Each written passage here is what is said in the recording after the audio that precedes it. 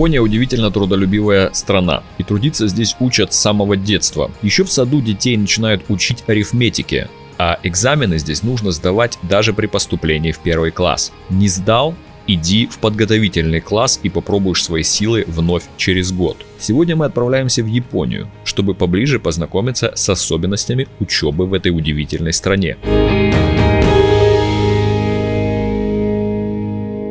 Учебный год в Японии начинается в апреле. Считается, что именно весной нужно начинать что-то новое. Цветет и распускается природа, весь мир выходит из спячки. Японские детские сады не исключение. К этому моменту ребенку должно уже исполниться 3 года. Если у ребенка день рождения 2 апреля, то придется ждать еще год. И в итоге он пойдет в сад в возрасте 4 лет. В Японии существует 2 типа детских садов – Бойкуэн и Йотиэн. Первый представляет собой привычный нам сад, который работает с утра и до самого вечера. Для этого родители должны предоставить документы о том, что они оба работают. Здесь не уделяют большое количество времени и внимания образовательной программе, но оказывают качественный присмотр за каждым ребенком. Попасть в такой садик можно с первых месяцев. По сути, это как ясли. А вот с 3 лет за каждым ребенком закреплено место в Йотиэн – государственном детском саду. Как и у нас, в Японии существуют как государственные сады, так и частные. В государственных стоимость за нахождение в них высчитывается исходя из дохода семьи. В частных же садах у всех свои правила. Например, в некоторых токийских детских садах строгие часы, в которые необходимо приводить и забирать ребенка. При этом у каждого родителя для входа имеется электронный ключ, по которому можно понять, кто и когда заходил. Если родитель приводит ребенка на полчаса раньше или забирает на полчаса позже, он должен оплатить это время дополнительно. Основам арифметики и чтению детей обучают в детском саду. Для того, чтобы ребенок смог начать полноценные занятия, ему необходимо выучить около 2500 символов, которые позволяют читать и писать. А для того, чтобы стать школьником, детям необходимо сдавать вступительный экзамен. Для тех, кто неудачно сдаст тест, есть возможность пойти в подготовительный класс, подготовиться получше и попробовать снова спустя год. Зато в началке нет домашних заданий. Обычно дети начинают первую школьную ступень под названием сёгако в возрасте 6-7 лет. Продолжается обучение в начальной школе 6 лет. За это время школьники изучают базовые дисциплины, среди которых предметы гуманитарной направленности, арифметика, природоведение, творчество и физкультура. Также большое внимание уделяется изучению японского языка. Изучают также английский. Несмотря на отсутствие домашних заданий, программа довольно насыщенная. С малых лет японских школьников приучают много учиться и трудиться. Кстати, о труде. В школах, как правило, нет уборщиц. Всю их работу выполняют ученики. Моют коридоры, кабинеты, бассейны, спортзалы. Телефонами можно пользоваться только после занятий. Начальная школа на японском сёгако. Средняя школа чутогакко и старшая школа котогакко. Средняя школа – это школьный период с 7 по 9 класс, вторая ступень школьного образования в Японии. Здесь у учеников появляются новые предметы – информатика, точные науки, японская история и мировая история. Здесь же школьники могут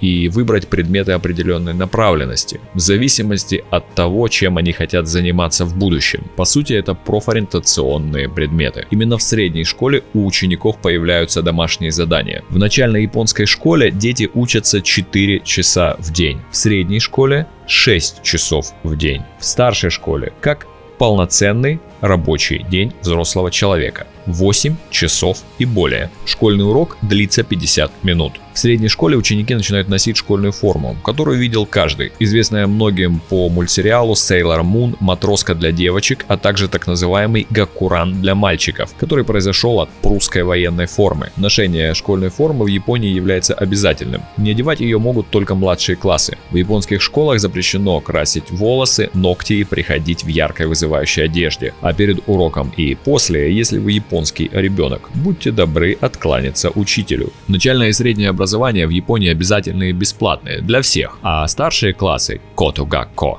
уже будут платными. Сумма, правда, совсем небольшая, около $15 в месяц. За частную же школу вы можете платить по несколько тысяч долларов ежемесячно. Старшая японская школа включает в себя 3 класса: 10, 11 и 12. Продолжает в них обучение около 90% всех школьников. Помимо основных занятий, школьники также посещают дополнительные занятия по саморазвитию, а также репетиторов. Репетиторство в Японии — это вообще отдельный феномен, который даже называют дзюку. Что это значит? Даже если у школьника прекрасная успеваемость, они все равно не упускают возможности учиться дополнительно, в том числе и на каникулах. В школах могут быть определенные профиля. Так, например, во многих уделяют внимание творческому развитию детей. Можно найти профессиональные музыкальные классы, где дети учатся играть на гитарах, барабанах, синтезаторе. В некоторых школах даже есть собственные звукозаписывающие студии, и там молодые группы записывают свои первые альбомы. В Японии учебный год делится на 3 триместра. Первый триместр начинается в апреле и длится до конца июня. В июле и августе у детей летние каникулы, и второй триместр начинается с сентября. Зимние каникулы начинаются в конце декабря и длятся 2 недели, после чего начинается третий триместр. Экзамены в японских школах проводят в середине триместра и в конце. Стоимость обучения до бакалаврии в государственном вузе около $8000. В частных университетах цена, как правило, еще выше. Для того, чтобы поступить в вуз, как правило, сдают 5 предметов: японский, математику, физику, историю и английский язык. Иногда абитуриент не сдает ничего, если он хорошо зарекомендовал себя в школе, и школа сотрудничает с тем или иным учебным заведением. Можно ли в университетах Японии учиться по стипендии? Да, можно, но при этом на 100 человек стипендию могут получить 2-3.